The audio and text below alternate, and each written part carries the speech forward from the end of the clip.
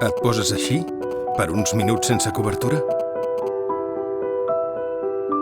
Ara imagina com deu ser viure sense cobertura sanitària, social o legal. És la situació de milers de persones avui. Sense protecció,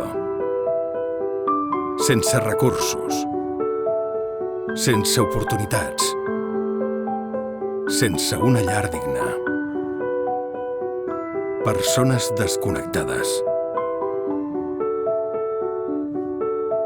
Desvinculades d'una societat que les deixa fora de cobertura.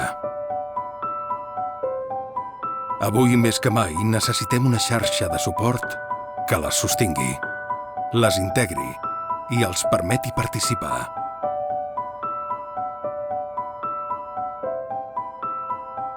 No deixis que es quedin fora.